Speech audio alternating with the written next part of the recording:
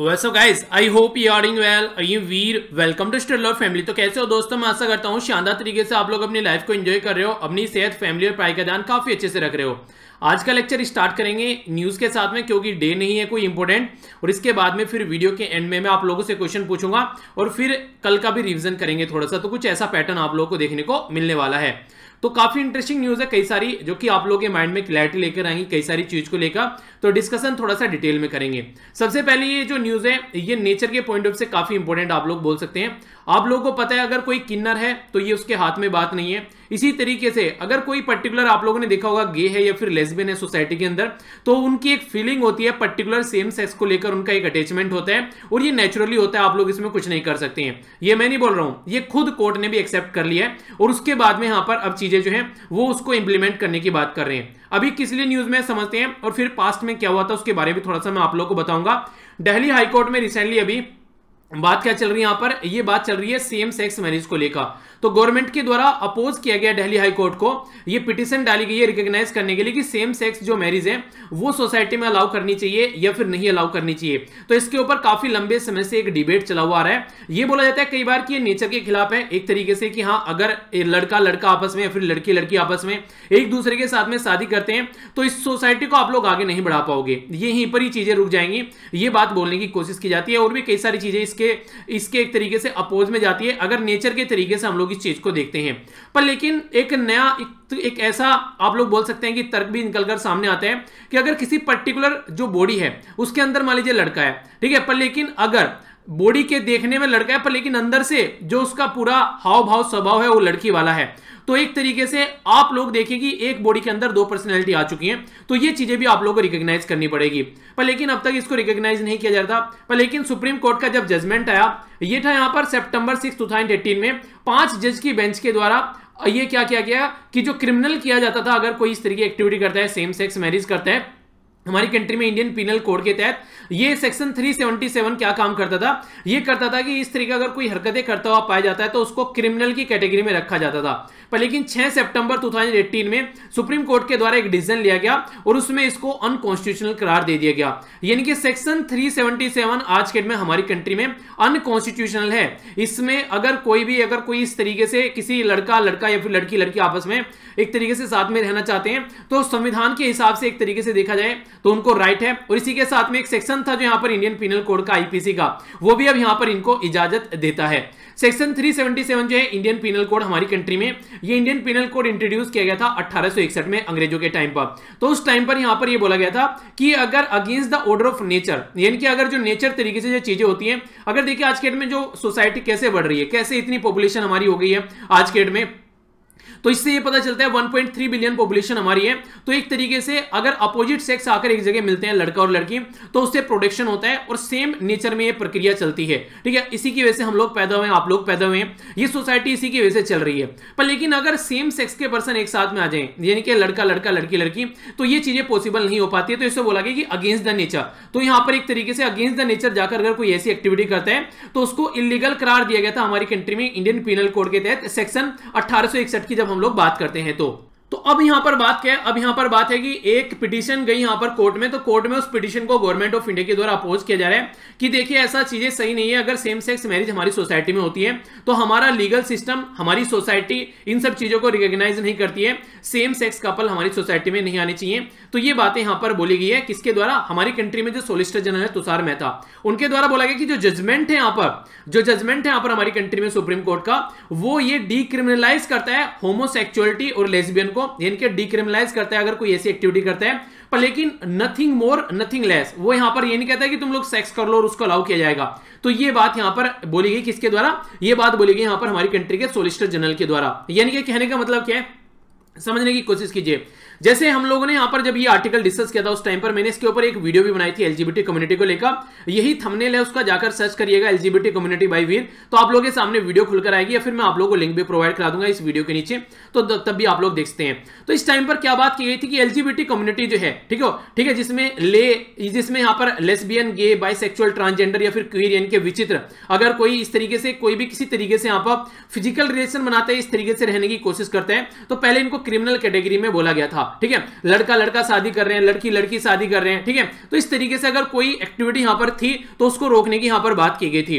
तो इस तरीके से बोला गया कि हाँ, इस चीज को हम लोग नहीं करेंगे, इसको हम लोग रोकेंगे, पर लेकिन इसको क्रिमिनल कैटेगरी में नहीं रखेंगे। तो एक तरीके से डीक्रिमिनलाइज कर दिया। पर लेकिन यहां पर हमारी कंट्री में जो अभी फिलहाल गवर्नमेंट है उसका यह मानना है कि सुप्रीम कोर्ट ने डीक्रिमिनलाइज कर दिया, यानी कि आप लोग एक दूसरे से मिल सकते हो, सारी चीजें सही हैं, पर लेकिन शादी अलाउ नहीं की जाएगी कि शादी भी अलाउ कर दी जाए। आप लोग एक दूसरे से मिल सकते हैं, दोस्त बन सकते हैं, रह सकते हैं, जो आप लोग करना है प्राइवेट स्फीयर में आप लोग कर सकते हैं, पर लेकिन पब्लिकली अगर शादी जो एक मैरिज सिस्टम है ये हम लोग अलाउ नहीं करेंगे, ऐसा गवर्नमेंट बोल रही है। इससे पूरा जो सोसाइटी है, जो पूरा समाज है, वो हमारे जिस एक तरीके से फंडे पर स्टेब्लिश है वो कहीं ना कहीं हिल जाएगा, इनका ये मानना है। तो ये बातें यहां पर समझाई गई हैं। ये जरूर देखिएगा जजमेंट जो मैंने आप लोगों से डिस्कस किया था, इंपॉर्टेंट है और ज्यादा क्लैरिटी इसको लेकर आप लोगों के माइंड में आएगी। तो यहां पर क्या क्या इंपॉर्टेंट हो गया, यहां पर ये चीजें इंपॉर्टेंट है कि हमारा सुप्रीम कोर्ट क्या कह रहा है, गवर्नमेंट क्या कह रही है और किस पर्टिकुलर लॉ को यहां पर फॉलो किया जा रहा है। अच्छा, आपसे अगर मैं एक शब्द में पूछूं यस या फिर नो, आप लोगों को ये यहां पर शादी इनके अलाउ करनी चाहिए या फिर नहीं करनी चाहिए, आप लोगों का इसके बारे में क्या मुद्दा है, आप लोग भी अपनी राय यहां पर नीचे कमेंट बॉक्स में रख सकते हैं, ठीक है। तो फिर कई सारे बच्चे बोलेंगे सर आपकी क्या राय है इसके बारे में। देखिए, मेरी राय अगर माने तो मैं कॉन्स्टिट्यूशन के साथ में हूं, सुप्रीम कोर्ट के साथ में हूं, क्योंकि जब पर्सन को यहां पर अलाउ कर दिया गया है, ठीक है, एक तरीके से जब डीक्रिमिनलाइज कर दिया गया है, तो शादी भी लोग आगे चल के एक्सेप्ट करने लगेंगे, क्योंकि बहुत सारी कंट्री ऐसी है जहां पर ऑलरेडी एक्सेप्ट किया गया है। पर लेकिन हमारी सोसाइटी में ऐसा भी तबका है जो यहां पर अब तक ये चीजें भी एक्सेप्ट नहीं कर रहा है कि हाँ ऐसा भी कुछ होता है। तो देखिए, अगर किसी को नहीं पता है कि ऐसा कुछ होता है तो वो एक अलग बात है, पर लेकिन अगर इस चीज के बारे में अवेयरनेस फैलाई जाए, क्योंकि कई सारी चीजें ऐसी होती हैं जो सोसाइटी में हम लोगों को नहीं पता है पर लेकिन होती हैं, तो उनको अगर उनको पता चल रहा है तो उसको समझने की कोशिश हम लोगों को करनी चाहिए, ठीक है। ऐसा नहीं कि बस अपनी अपनी बातें चलानी है। तो अगर कोई अपनी मर्जी से आजाद है भैया, इंडिपेंडेंट है, वो किसी के साथ में रहना चाहता है, आखिर उसकी खुशी की बात है। ऐसा नहीं है कि कोई उसके ऊपर चीजें थोप रहा है, वो अपनी खुशी खुशी से ये काम कर रहा है। एक तो थोपने वाली चीज होती है। तो हमारा संविधान भी ये राइट देता है भैया, आप लोग अपनी लाइफ को अपने हिसाब से जी सकते हो, तब तक कि ये दूसरे की लाइफ को हैम्पर न करे।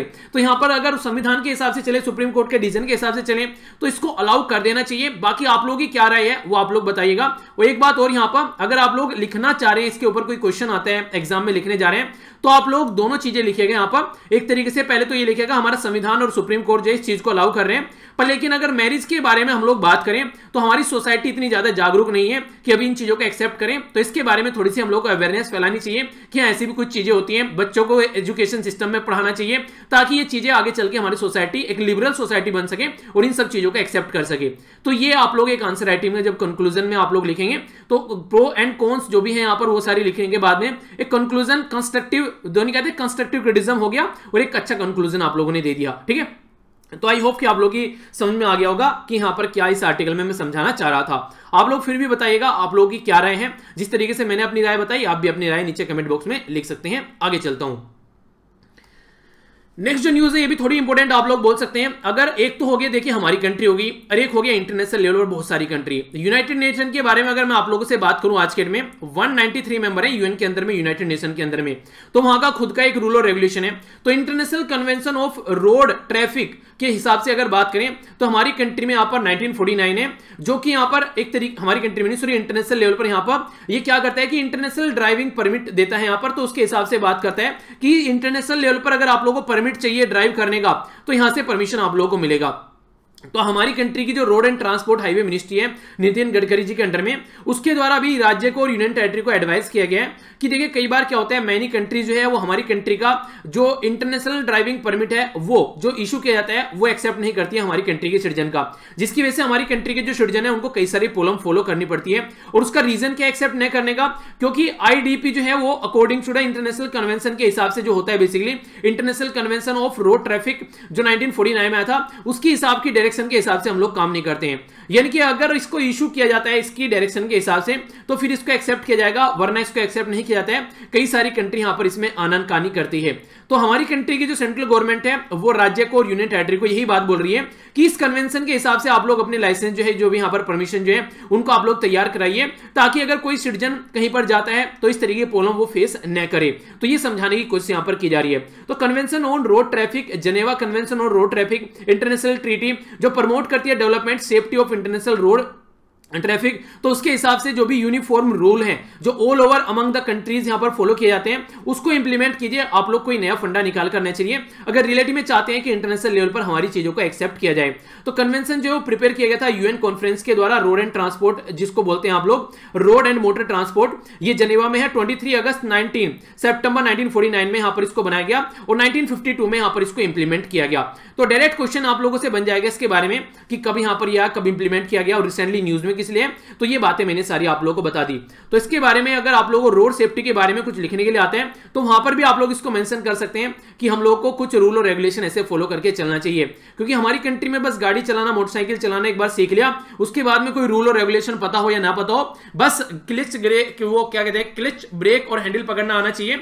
तो इसके बाद में समझता है कि बस अब तो धूम 3 पिक्चर, धूम 4 या धूम 5 मुझे ही बनानी है, ठीक है। तो ये गलत है, थोड़ा सा प्रॉपर पैटर्न में चीजें होनी चाहिए। कंट्रोल कर आप लोगों को हमेशा गाड़ी जो है इतनी स्पीड पर चलाओ, अगर कोई अनफॉर्चुनेट कंडीशन बनती है आप लोग उसको कंट्रोल कर सको, चाहे गाड़ी हो चाहे फिर बाइक हो। तो ये चीजें जिस दिन आप लोग समझ गए, आप लोग एक सेफ जोन में हमेशा गाड़ी चलाओगे, ठीक है। तो ये इसके बारे में, तो अपना भी ध्यान रखिए, थोड़ा सोसाइटी का भी ध्यान रखिए, काफी अच्छे से अपनी जिंदगी को आप लोग जी पाएंगे। आगे चलते हैं। देखिए नॉर्मली आप लोगों ने, अगर आप लोगों में थोड़ा सा हिस्ट्री में लेकर चलो, हिस्ट्री में क्या था, हमारी जो पूर्वज थे वो जंगलों में रहा करते थे, तो वो अपने आप को बचाने के लिए उन्होंने हथियार बनाए, आग, ये सारी चीजें रखनी स्टार्ट की ताकि जानवर, सांप वगैरह या फिर जो शेर वगैरह, भेड़िया, ये सब चीजें इनसे दूर रह सकें, इनको काटे ना। तो एक टाइम ऐसा हुआ करता था, पर लेकिन आज के डेट में सब सारी चीजें अपोजिट हो चुकी है। आज के डेट में इंसान ने अपनी बुद्धि के बेस पर अपने आप को इतना डेवलप कर ले गया है कि आज की डेट में चीता, सांप, शेर, हाथी, कुछ भी कोई ना हो, व्हेल, मछली, हर एक जो प्राणी है आज की डेट में वो इंसान से जान बचाता घूम रहा है, और इंसान के लिए रूल रेगुलेशन बनाई जा रही है कि इनको छोड़ दो। यानी कि इंसान इस पृथ्वी का सबसे खतरनाक जानवर आज की डेट में हो चुका है, ऐसा आप लोग बोल सकते हैं। चाइना जैसी कंट्री में जाए तो क्या नहीं खाते हैं, इसके बारे में सोचने के लिए थोड़ा सा मजबूर होना पड़ रहा है। इवन आप लोगों ने शायद न्यूज भी सुनी होगी एक टाइम तो ऐसी भी न्यूज चाइना से निकल कर आ रही थी कि अगर किसी इंसान की डेथ हो जाती है तो जलाना, दफना के क्या करना है, उसको खा लेते हैं, किसी काम तो आ जाएगा। तो यहां तक भी बातें यहां पर देखने को मिली थी। तो कहने का मतलब यहां पर यह कि इंसान ने सारी हदें पार कर दी है, अगर इस पॉइंट ऑफ व्यू से हम लोग देखते हैं। तो इसी के बारे में बात की जा रही है। केरला में जो फॉरेस्ट डिपार्टमेंट है, ये पहला ऐसा इंस्टीट्यूट बन गया है जो यहां पर जो सांप है, आज के डेट में कई जगह ऐसे एरिया में पाए जाते हैं जहां पर ह्यूमन डोमिनेटेड प्लेस है, यानी कि इंसान जहां पर रहते हैं, तो उनको वहां से पकड़कर रिलीज किया जाएगा जहां पर इंसान नहीं रहते हैं, ऐसे एरिया में, ठीक है। तो अनइनहेबिटेड एरिया जहां पर इंसान नहीं रहते हैं, तो ये चीजें यहां पर देखने को मिलेगी। जो मूव है यहां पर स्नेक हैंडलिंग के नाम से बेसिकली चीजें जो निकल कर आ रही है, ये यहां पर कई सारी ऐसी चीजें रहती हैं कि क्या होता है कि आप लोगों को देखने को मिलता है जो कहते हैं कि जो ह्यूमन और एनिमल कॉन्फ्लिक्ट निकल कर आता है, ठीक है। तो यहां पर एक तरीके से एनिमल की जान को भी खतरा रहता है और ह्यूमन की जान को भी खतरा रहता है, तो उसको दूर करने के लिए यहां पर ये एक्टिविटी की जा रही है। केरला के अंदर 334 के करीब यहां पर जो डेथ है और 1860 के करीब अदर केसेस स्नेक बाइट के यहां पर देखने को मिले लास्ट 3 ईयर में। तो देखिए सांप को यह मानता है कि सांप जो है नॉर्मली आप लोग कभी नहीं काटेगा, सांप के ऊपर पाव आ गया या कोई प्रेशर उसके ऊपर पड़ गया, ठीक है, उसको खौफ ऐसा कुछ लगा तो तभी सांप जो है नॉर्मली काटता है। तो ये कंडीशन यहां पर देखने को मिलती है, और वर्ल्ड में हमारी कंट्री जो है टॉप में है इस पर्टिकुलर फील्ड में, जहां पर सांप की वजह से काटे हुए केस सबसे ज्यादा हमारी कंट्री में आप लोग को देखने को मिलते हैं। तो ये जो गाइडलाइन है यहाँ पर, ये एक तरीके से मैंडेटरी है स्नेक हैंडलर के लिए, ताकि वो इनको हैंडल कर सके प्रॉपर वे में, और एज जो उनकी होनी चाहिए वो 21 से लेकर 65 साल के ऊपर होनी चाहिए, उन्हीं को सर्टिफिकेट यहाँ पर दिया जाएगा, ठीक है। एप्लीकेशन जो है यहाँ पर ये असिस्टेंट यहाँ पर कंजर्वेटर ऑफ फॉरेस्ट जो होते हैं, जो बेसिकली सोशल फैक्ट्री ACFC जो यहाँ पर बेसिकली ये प्रिपेयर करेंगे स्नेक हेल्डिंग ईस्ट डिस्ट्रिक्ट में, ताकि सिचुएशन को कंट्रोल किया जाएगा। और हमारी कंट्री में जो काफी लार्ज स्केल पर लोगों की जान जाती है इस पर्टिकुलर बीमारी की वजह से, बीमारी बोल सकते हैं एक तरीके से, क्योंकि इतने लार्ज स्केल पर जान जा रही है तो बीमारी की कैटेगरी में बोल सकते हैं, जिसको WHO भी ये बोलता है कि ये काफी एक ऐसी खतरनाक बीमारी है, खासकर ट्रॉपिकल एरिया में, इंडिया जैसी कंट्री में, जहां पर इसको इग्नोर किया जाता है। तो ये भी एक इंपॉर्टेंट फैक्ट आप लोग यहां पर याद रखेगा, ठीक है। तो क्वेश्चन बने तो हल्का सा आइडिया माइंड में क्लियर होना चाहिए। आगे बढ़ता हूं। आज की डेट में अगर मैं आप लोगों से पूछूं कि जीपीएस क्या है, जिसको आप लोग ग्लोबल पोजिशनिंग सिस्टम बोलते हैं, तो आप लोग एकदम बोलेंगे कि हाँ भैया जीपीएस, मतलब आप लोगों से पूछूं मैं जीपीएस यूज करते हैं आप लोग, तो आप लोग तुरंत बोलेंगे हाँ भैया बिल्कुल यूज करते हैं, ठीक है। जीपीएस जो है ये ग्लोबल पोजिशनिंग सिस्टम है, ये हमारी कंट्री का नहीं है, ये है यूनाइटेड स्टेट ऑफ अमेरिका। तो यूनाइटेड स्टेट ऑफ अमेरिका अगर कल को कुछ उल्टी सीधी हरकतें करना चाहे हमारे साथ में और हमको रोकना चाहे, तो इससे एक तरीके से वो हमसे ये चीजें छीन सकता है, ठीक है। तो अब आप लोगों के मन में आ रहा होगा तो फिर सॉल्यूशन क्या है इसका, तो उसके लिए सॉल्यूशन हमारी कंट्री में ऑलरेडी खोजा जा चुका है, बस ये है कि हम लोग कितने अच्छे से उसको यूज कर पा रहे हैं अपनी कंट्री में। हमारी कंट्री का जो जीपीएस है उसको बोलते हैं हम लोग IRNSS, ठीक है। तो ये Indian regional navigation satellite system, यानी कि ये भी वही काम करता है जो जीपीएस काम करते हैं। तो इसी तरीके से हम लोग जीपीएस से अपनी डिपेंडेंसी कम कर इसके ऊपर फोकस देकर चल रहे हैं। ऐसा ही कुछ यहां पर हमारी कंट्री की डीएमआरसी कर रही है, दिल्ली मेट्रो रेल कॉर्पोरेशन, उसके द्वारा आईएटीएस ये यहां पर लॉन्च किया गया है, एक इंडिजिनस ये कम्युनिकेशन बेस्ड जो ट्रेन कंट्रोलिंग सिग्नल सिस्टम ये है हमारी कंट्री का, जिसको बोला गया आईएटीएस, यानी कि ऑटोमेटिक ट्रेन सुपरविजन की बेसिकली यहां पर बात की जा रही है, जो कंप्यूटर बेस्ड है और हमारी कंट्री के द्वारा यहां पर ये इंडिजिनसली तैयार किया गया है। तो इसके चलते क्या होगा, आने वाले टाइम में हम लोग अपनी कंट्री के हिसाब से काम कर पाएंगे। और सबसे बड़ी बात जो है इंडिजिनस टेक्नोलॉजी है, तो दूसरी कंट्री के ऊपर हमारी कंट्री की जो डिपेंडेंसी है वो कम होगी, तो कंट्रोल कर सकते हैं, सिग्नल कर सकते हैं वेरियस जो सप्लायर है उसके हिसाब से।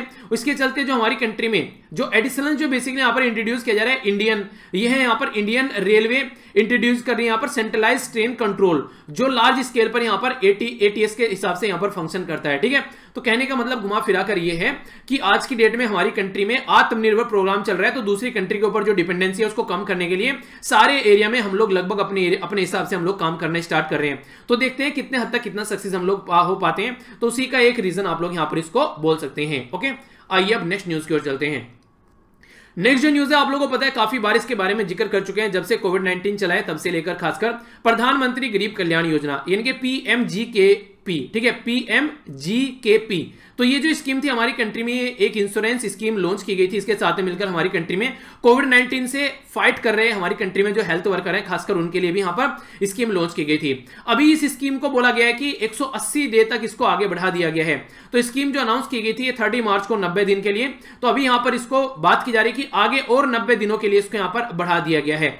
तो यहां पर इसको बढ़ा दिया गया 90 दिनों के लिए, और तो मार्च से लेके अप्रैल, मई, जून, जुलाई, अगस्त, सितंबर, तो इस तरीके से आप लोग समझ सकते हैं। तो यहां पर ये सेंट्रल जो सेक्टर स्कीम है, यहां पर ये इंश्योरेंस कवर प्रोवाइड कराती है 50 लाख का जो हेल्थ केयर प्रोवाइडर है हमारी कंट्री में, अगर डायरेक्ट या इनडायरेक्ट तरीके से कोविड-19 पेशेंट के कॉन्टेक्ट में जा रहे हैं, उनकी लाइफ को रिस्क है, तो उसके लिए यहां पर ये बेसिकली स्कीम है। ये कवर कर रही है प्राइवेट हॉस्पिटल जो स्टाफ है, रिटायर या फिर वॉलंटियर, जो एक तरीके से लोकल जो अर्बन बॉडीज होती हैं, या एक तरीके से जो भी यहां पर इस कैटेगरी में आता है कॉन्ट्रैक्ट या फिर डेली वेज, एडहोक, मतलब जो भी यहां पर काम करते हैं किसी भी इंस्टीट्यूशन के अंदर, state, union territory, AIIMS, INI hospital, या फिर और जो भी यहां पर इससे रिलेटेड रेस्पॉन्सिबिलिटी ले रहे हैं, तो उनके लिए फायदा पहुंचाने की बात की जा रही है। तो इंश्योरेंस कवर जो है 50 लाख का है, अब इसको यहां पर बढ़ा दिया जा रहा है आने वाले टाइम में इसके चलते। तो ये काफी एक इंपॉर्टेंट स्कीम आप लोग यहां पर बोल सकते हैं। ठीक है, तो कहीं ना कहीं कॉन्फिडेंस लेकर आएगा जो इस पर्टिकुलर फील्ड में काम कर रहे हैं कि हाँ गवर्नमेंट जो है वो हमारे साथ में खड़ी हुई है। तो ये प्रधानमंत्री गरीब कल्याण पैकेज की बात यहां पर की जा रही है। आगे चलते हैं। नेक्स्ट जो न्यूज है ये हमारे माइंड के बारे में बात कर रही है। हमारी कंट्री में अभी बेसिकली जो फोकस दिया जा रहा है, एक इंस्टीट्यूट है जिसका नाम है NIMHANS, इसको बोलते हैं national institute of mental health and neuro science. ठीक है, तो ये जो इंस्टीट्यूट है हमारी कंट्री में, ये बेंगलोर में लोकेटेड है और न्यूरो साइंस के फील्ड में यहाँ पर ये काम करता है। यानी कि हमारे माइंड के जो न्यूरल नेटवर्क आप लोगों ने सुना होगा, मैं आप लोगों को बोलता हूं कि आप लोग पढ़ाई करो, पढ़ाई करने के बाद में रिविजन करो, रिविजन करके चीजें लंबे समय तक याद रख पाओगे। रीजन क्या है? रीजन है कि हमारे माइंड के जो न्यूरल नेटवर्क होते हैं जहां पर इंफॉर्मेशन शेयर होती है, तो वो ऐसा एक तरीके से नेटवर्क बन जाता है जब रिविजन आप लोग करते हैं कि वो आप लोगों के माइंड में चीजें फिक्स हो जाती हैं, फिर वो डिलीट नहीं होती हैं। तो ये न्यूरल नेटवर्क जो है हमारी बॉडी के अंदर में, खासकर माइंड के अंदर में, ये यहाँ पर इन चीजों को कनेक्ट करने की कोशिश करते हैं। तो हमारी अभी यहाँ पर बात की जा रही है कि न्यूरोलॉजिस्ट जो है यहाँ पर न्यूरोसर्जन और इसी के साथ में जो साइकेट्रिस्ट है हमारी कंट्री में, उनके द्वारा ब्रेन स्ट्रक्चर से रिलेटेड यहाँ पर जो पेशेंट से रिलेटेड यहाँ पर एक्यूरेट असेसिंग की बात की जा रही है, जिसको इंडियन ब्रेन टेम्पलेट्स के नाम से बोला गया, IBT। ठीक है, एक तरीके से ब्रेन को समझा जाएगा न्यूरो साइंटिस्ट के थ्रू, ये आप लोग बोल सकते हैं। आगे से ब्रेन को समझ पाएंगे तो इससे क्या होगा, कई सारे प्रॉब्लम का सोल्यूशन निकाल पाएंगे। और ये जो इस तरीके की एक्टिविटी की गई है, ये हमारी कंट्री में national institute of mental health and neuro science Bengaluru के अंदर है, national institute of mental health and neuro science. ठीक है, तो याद रखिएगा इसके बारे में। तो नेशनल इंपोर्टेंस, ये एक तरीके से जो इंस्टीट्यूट है यहाँ पर एक नेशनल इंपोर्टेंस का इंस्टीट्यूट है, ऑपरेट होता है यहाँ पर ऑटोनोमस अंडर मिनिस्ट्री ऑफ जो हेल्थ एंड फैमिली वेलफेयर है उसके अंडर में। आज के दिन में अगर बात करें, जो न्यूरो साइंटिस्ट हैं यहाँ पर ये स्टडी कर रहे हैं, ओवर 5000 के करीब जो ब्रेन स्कैन किए जाते हैं, उसके चलते उनका सेट बनाया जा रहा है, समझने की कोशिश की जा रही है 6 से लेकर 60 साल की एज के बीच में किस तरीके से जो ब्रेन है हमारे फंक्शन करते हैं। कहने का मतलब यह है, घुमा फिराकर आगे चलकर अगर कोई बीमारी होती है, एक बार हम लोग अपने माइंड को एक बार समझना स्टार्ट कर दिया, तो फिर उसके रिलेटेड कई सारे प्रॉब्लम का सोल्यूशन हम लोग निकाल पाएंगे, ये बोलने की बात यहाँ पर की जा रही है। तो एक अच्छा तरीका आप लोग इसको बोल सकते हैं। तो ये था टोटल आज का डिस्कशन जो हम लोगों ने यहाँ पर न्यूज कवर की। एक बार देख लेते हैं, इसके बाद में आप लोगों का क्विज होगा जिसका आंसर आप लोगों को देना है। सबसे पहले हम लोगों ने यहाँ पर एक पर्टिकुलर केस के बारे में जाना, गवर्नमेंट क्या बोल रही है, सुप्रीम कोर्ट क्या बोल रहा है और क्या यहाँ पर डीजल लाने की बात की जा रही है, तो काफी डिटेल में हम लोगों ने समझा। नेक्स्ट जो हम लोगों ने रोड ट्रांसपोर्ट से रिलेटेड कुछ न्यूज जानी कि हमारी कंट्री में क्या कंडीशन है, इंटरनेशनल लेवल पर क्या कंडीशन है, जिसके चलते कई बार प्रॉब्लम फेस करनी पड़ती है। स्नेक बाइट की वजह से क्या प्रॉब्लम निकल कर आती है, ये चीजें हम लोगों ने समझी। नेक्स्ट हम लोगों ने डीएमआरसी के बारे में जाना और IATS जो ऑटोमेटिक ट्रेन सुपरविजन है उसके बारे में हम लोगों ने समझा क्या क्या कंडीशन है, कैसे काम कर रहे हैं। प्रधानमंत्री गरीब कल्याण पैकेज के बारे में बात की और नेक्स्ट हम लोगों ने यहाँ पर ये जो बेसिकली माइंड से रिलेटेड जो चीजें हैं इनके बारे में हम लोगों ने समझा। ओके, आइए अब आप लोगों की नजर डालते हैं एक बार यहाँ पर आज का जो क्विज है उसके ऊपर, इसको अटेम्प्ट कीजिए आप लोग। Ministry of road transport and highway के द्वारा अभी एडवाइस किया गया स्टेट और यूनियन टेरिटरी को कि इंटरनेशनल जो कन्वेंशन ऑफ रोड ट्रैफिक है उसके हिसाब से काम करो। तो ये कब का है ये आप लोगों को बताना है। नेक्स्ट यहां पर बात की जा रही है कौन सा राज्य है जो कि फर्स्ट राज्य बन गया है जो इंस्टीट्यूट यहां पर स्नेक हैंडलिंग करेगा कंट्री के अंदर में, तो ये आप लोगों को बताना है कौन से राज्य है यहां पर। ये IATS जिसको बोला गया है यहां पर ऑटोमेटिक ट्रेन सुपरविजन, उसके बारे में आप लोगों को बताना है किसके द्वारा इसको लॉन्च किया गया है। प्रधानमंत्री, ओके ये तो क्वेश्चन ही रह गया चलिए कल आप लोग जब देखेंगे यहां पर आप लोगों को क्वेश्चन मिल जाएगा, मतलब एक तरीके से, ठीक है। प्रधान ये इसके बारे में पूछा गया था कौन सी स्कीम के थ्रू पैकेज बढ़ाया गया है, ठीक है।